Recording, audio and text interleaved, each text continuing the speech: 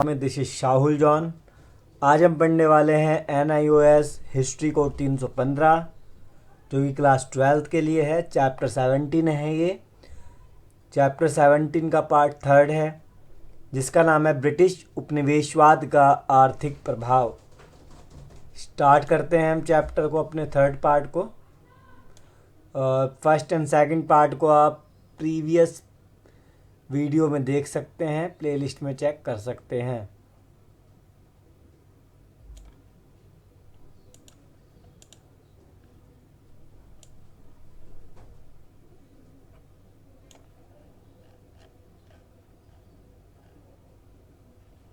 तो third part है British उपनिवेशवाद का तीसरा चरण। ब्रिटिश भारत में तीसरे चरण की शुरुआत 1860 ईस्वी से प्रारंभ होती है, यानी कि तीसरा चरण स्टार्ट हो गया 1860 में।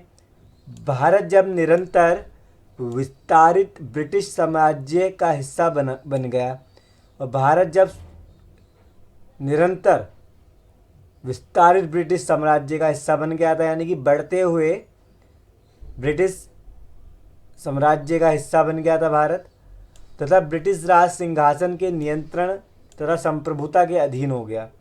साथ ही साथ ब्रिटिश राज का जो सिंहासन था उसके कंट्रोल में हो गया था, उसके संप्रभुता के अंडर में भारत आ गया था। यह काल एक प्रकार का आर्थिक साम्राज्यवाद का था।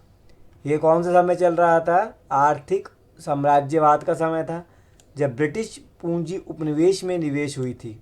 जब ब्रिटिश पूंजी जो थी उपनिवेश में निवेश हुई थी, यानी कि कमज़ोर देशों में जो भी काम होता था उसमें इन्वेस्टमेंट किया गया था। यह पूंजी ब्रिटिश बैंकों, आयात निर्यात संस्थाओं तथा प्रबंधन सेवाओं के बड़े तंत्र द्वारा जुटाई गई थी। ये पूंजी बैंकों, आयात निर्यात संस्थाओं, प्रबंधन सेवाओं के तंत्र के लिए जुटाई गई थी। हालांकि उपनिवेशवाद की प्रक्रिया को चरणों में विभाजित किया गया। उपनिवेशवाद की प्रक्रिया को चरणों में, स्टेप्स में बांटा गया। तब भी यह ध्यान में रखना चाहिए कि काल निर्धारण की प्रक्रिया मनमाने ढंग से की गई। तो विभाजित तो किया गया, इतना बात सही है कि उपनिवेशवाद की प्रक्रिया के चरणों में विभाजित किया गया। तीसरा चरण क्या बताता है? और भी तीसरा चरण मात्र उन प्रवृत्तियों का सम्मिलित रूप था जो पहले के दो चरणों में स्पष्ट दिखाई दे रही थी, यानी कि पहले और दूसरे रूप को मिलाकर ही तीसरा जो चरण है वो बना है। इस चरण का पढ़ना अधिक लाभकारी हो सकता है क्योंकि इस चरण में शोषण के पुराने तरह क्रूर तरीकों के साथ नए कठोर तरीके भी अपनाए गए। तो इसमें क्या हम पढ़ रहे हैं कि इसमें शोषण के पुराने जो जो तरीके अपनाए जाते थे वो पढ़ लिए हमने, और क्रूर तरीकों के साथ नए कठोर कौन कौन से अपनाए गए ये भी। हालांकि तीसरे चरण की महत्वपूर्ण गतिविधि थी विकसित तथा औद्योगिक देशों तथा एशिया अफ्रीका। और तीसरे चरण की महत्वपूर्ण गतिविधि में कौन आता था? विकसित औद्योगिक देशों तथा एशिया अफ्रीका की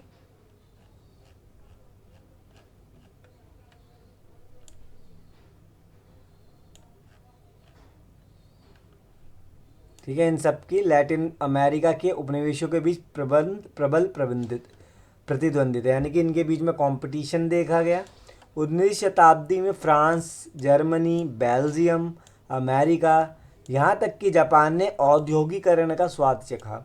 इन सब में औद्योगिकरण आ चुका था। जर्मनी में, बेल्जियम में, अमेरिका में विश्व बाजार में प्रतिद्वंदता के कारण, यानी कि जब वर्ल्ड मार्केट के अंदर कंपटीशन बढ़ा तो ब्रिटेन की पकड़ धीरे धीरे कम होने लग गई थी।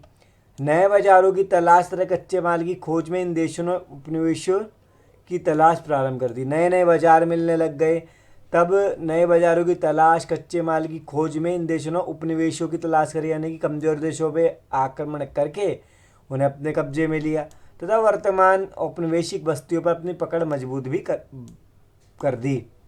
आर्थिक विकास ने पूंजी संग्रह व्यवस्था का भी श्री गणेश किया है, और जब आर्थिक विकास हुआ तो पूंजी को इकट्ठा करने की व्यवस्था भी चली, उसकी शुरुआत हो गई। जो कि कम संख्या में बैंकों तथा व्यवसाय में केंद्रित थी। कम बैंक थे और व्यवसाय हो रहे थे।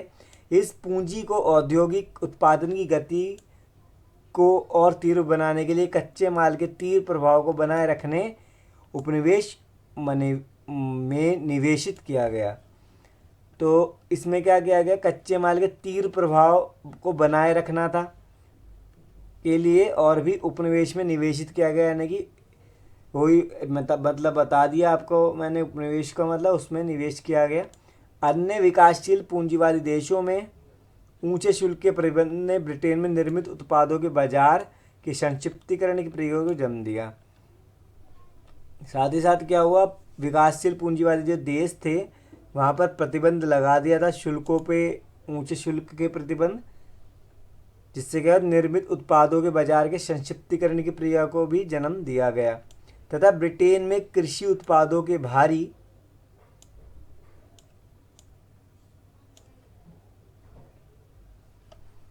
आयात की आवश्यकता ने इसकी स्थिति को अन्य देशों के साथ व्यापार में दुर्लभ बना दिया। ब्रिटेन में कृषि उत्पादों के भारी आयात की आवश्यकता ने क्या करा,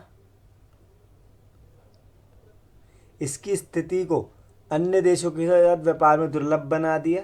ब्रिटेन के घाटे की समस्या को सुलझाने भारत की भूमिका बहुत महत्वपूर्ण भूमिका है कि ब्रिटेन के घाटे को निपटाया गया।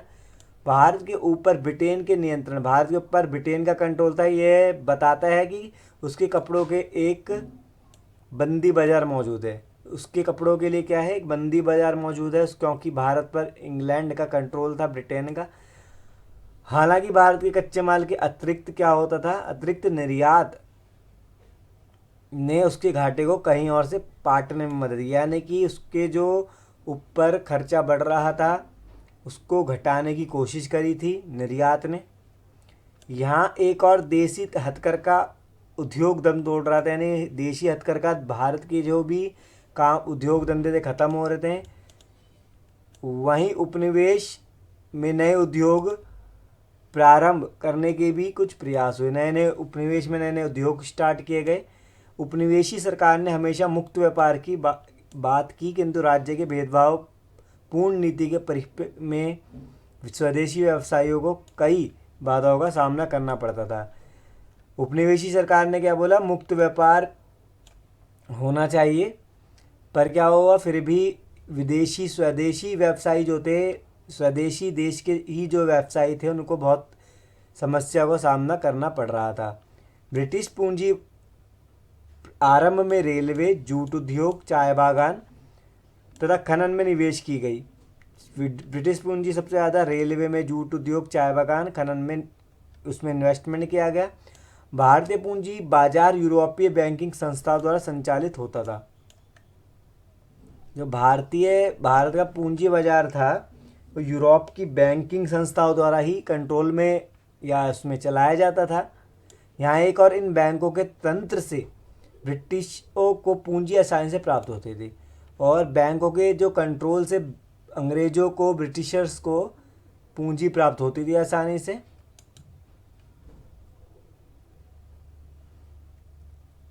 वहीं भारतीय व्यापारी भी अभी परिवार या जातिगत संगठनों पर आश्रित थे, और भारतीय व्यापारी परिवार पर ही और जातिगत संगठन जो बना रखे थे उस पर डिपेंड हुआ करते थे।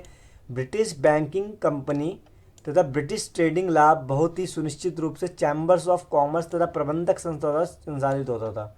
ब्रिटिश बैंकिंग, ठीक है, तो ब्रिटिश बैंकिंग कंपनी और ब्रिटिश ट्रेडिंग लाभ ये आराम से चैम्बर्स ऑफ कॉमर्स तथा मैनेजमेंट जो होता था उसका चैम्बर्स ऑफ कॉमर्स द्वारा ही कंट्रोल में होता था। प्रथम विश्व युद्ध के से पूर्व ब्रिटिश प्रबंध संस्थाओं द्वारा औद्योगिक पूंजी के 75% हिस्सों को नियंत्रित किया जाता था, और जो फर्स्ट वर्ल्ड वॉर से पहले ब्रिटिश के जो प्रबंधन थे संस्थाओं को कंट्रोल किया जाता था द्वारा पूर्व ब्रिटिश प्रबंधक संस्थाओं द्वारा औद्योगिक पूंजी के 75% हिस्से को नियंत्रित किया जाता था। फर्स्ट वर्ल्ड वॉर से पहले जो ब्रिटिश प्रबंधन संस्था थी उसके द्वारा औद्योगिक पूंजी के 75% हिस्से को कंट्रोल में किया जाता था। तथा इस सीमित औद्योगिकरण से प्राप्त अधिकतम लाभ ब्रिटिश वापस भेज दिया जाता था। और साथ ही साथ जो इस सीमित औद्योगिकरण से जो प्राप्त लाभ हो रहा था उसे ब्रिटेन में वापस ही भेज देते थे, जो लाभ प्राप्त हो रहा था। किंतु भारी कठिनाइयों के बावजूद भारतीय व्यापारियों ने आगे बढ़ने के अपने अवसर तलाशे।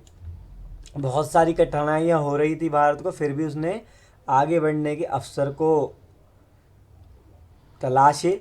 ब्रिटेन आर्थिक संकट के दौर से गुजरा। प्रथम विश्व युद्ध के दौरान कलकत्ता के मारवाड़ी व्यवसायी जैसे जीडी बिड़ला, स्वरूप चंद हकीमचंद ने जूट उद्योग में निवेश किया।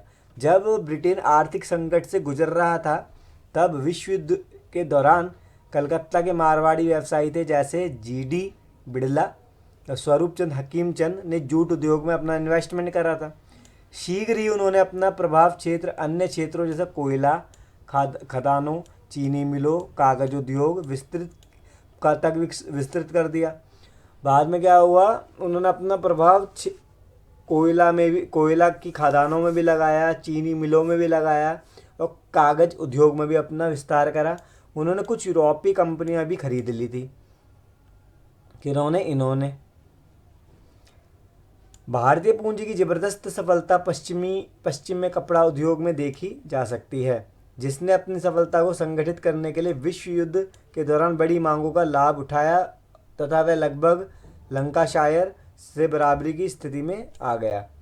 और साथ ही साथ क्या हुआ, उन्होंने कपड़ा उद्योग में तो फ़ायदा उठाया ही, यानी कि सफलता पाई, और साथ ही साथ लंकाशायर के बराबरी की स्थिति में वो आ गए थे, इतना बढ़ गए थे 1914 से 18 के दौरान। कुछ निश्चित व्यवसायी समाज जैसे गुजराती, बनिया, पारसी, बोहरा, भाटिया इस क्षेत्र में अत्यधिक महत्वपूर्ण हो गए। और इसी व्यवसाय में कपड़े के उसमें गुजराती, बनिया, पारसी, बोहरा, भाटिया ये सब आगे बढ़ गए। टाटा लोहा एवं इस्पात कंपनी को सरकारी संरक्षण मिल गया था, जैसे टाटा की कंपनी है। भारत की इस अनुभवहीन लोहा एवं इस्पात कंपनी को नेतृत्व करने का मौका प्राप्त हुआ। पहले जब भारत की कंपनी को ये अनुभव नहीं था, एक्सपीरियंस नहीं था, तो टाटा की कंपनी को तब उनको एक लीड करने का मौका मिला था।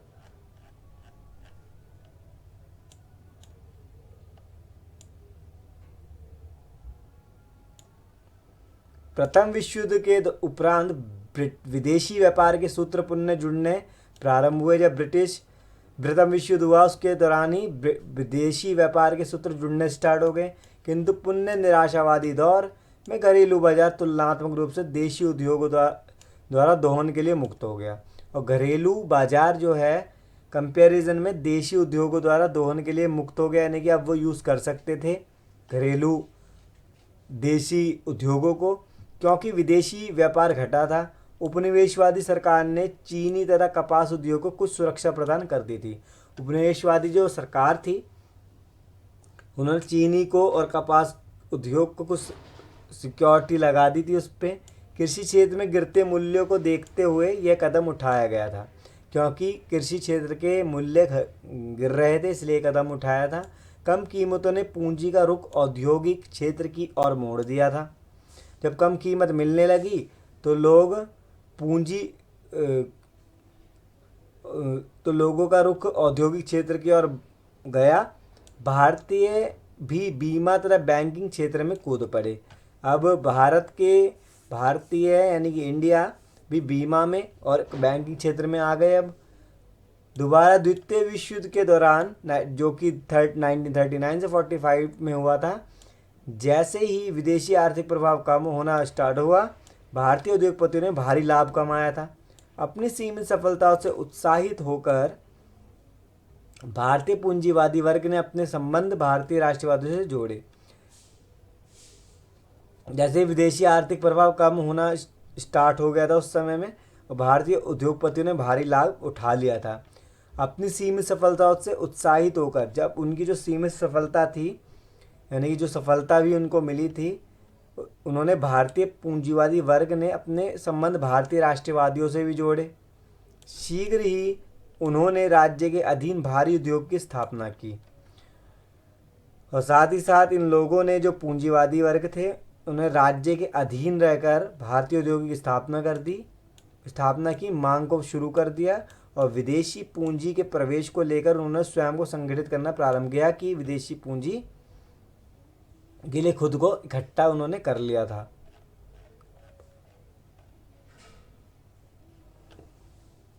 किंतु व्यापक स्तर पर इन सफलताओं को सही परिप्रेक्ष्य पर देखें तो ये विकास घरेलू बाजार तक ही सीमित थे। ये जो भी विकास हो रहा था घरेलू व्यापार तक ही सीमित रह गया था।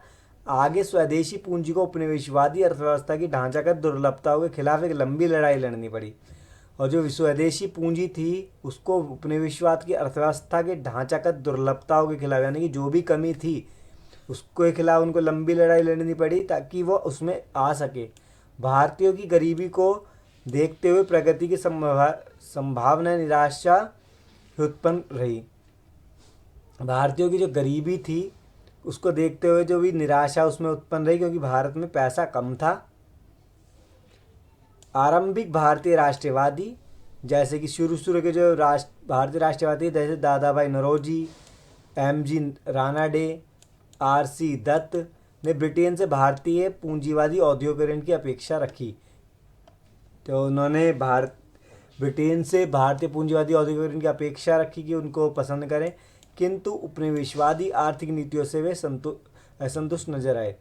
पर उपनिवेशवादियों ने आर्थिक नीतियों से वो सेटिस्फाइड नहीं थे। उसके बाद क्या हुआ, 19वीं शताब्दी के अंत में उपनिवेशवाद की भयंकर आर्थिक आलोचना की गई। बाद में उपनिवेशवाद की आलोचना भी हुई। दादा भाई नौरोजी ने समृद्धि का पलायन अवधारणा को आगे बढ़ाया। तो दादा भाई नौरोजी ने क्या करा, समृद्धि के पलायन को आगे बढ़ाया। उनके अनुसार भारत में गरीबी भारतीय संपदा का धीरे धीरे ब्रिटेन में पलायन का परिणाम थी। उनका मानना यह था कि जो भारत में गरीबी आई है वो भारतीय संपदा का धीरे धीरे ब्रिटेन में पलायन, यानी कि भारतीय संपदा धीरे धीरे ब्रिटेन जा रही है। इसी का कारण यह है कि भारत गरीब हो रहा है। यह पलायन उस ब्याज की वजह से हुआ जो भारत ने ईस्ट इंडिया कंपनी को विदेशी कर्ज चुकाने, सैन्य खर्चों, रेलवे तथा अन्य ढांचागत सेवाओं में विदेशी निवेश पर निश्चित ब्याज, इंग्लैंड से हर लेखन सामग्री का आयात तथा ब्रिटिश सरकार द्वारा भारत पर शासन करने के लिए सैन्य तथा नागरिक अधिकारियों की नियुक्ति, राज सचिव के वेतन, अधिकारियों की पेंशन वगैरह के लिए भारतीय धन का प्रयोग किया। जो ईस्ट इंडिया कंपनी ने इन सब का अपने सचिव के वेतन, अधिकारियों की पेंशन सब भारत के धन से देते थे। और भी चीज़ें जो भी होती थी भारत के खजाने से ही होती थी, जिसके कारण भारत और गरीब होता जा रहा था। हालांकि यह पलायन भारत के कुल निर्यात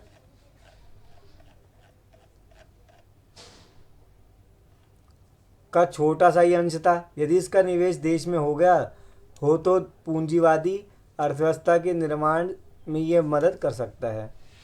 ठीक है, तो ये इसका निवेश देश में हो गया था तो पूंजीवादी अर्थव्यवस्था के निर्माण में ये मदद कर सकता है। तो ये पलायन क्या हो रहा था, भारत का की चीज़ों का ब्रिटिश में पलायन हो रहा था।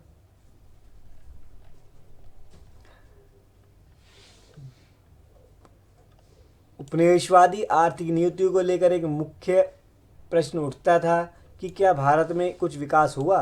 ये सोचने की बात है, जब भारत में उपनिवेशवाद के दौर में क्या भारत का विकास हुआ था, तो इसमें देखा जाता है ज़्यादा विकास तो नहीं, पर रेलवे जैसे विकास हुए थे जो कि हमने पहले भी पढ़े हैं। तो ये जो इम्पोर्टेंट बातें हमने पढ़ ली हैं, एग्ज़ाम के पॉइंट ऑफ व्यू से बहुत इम्पोर्टेंट है।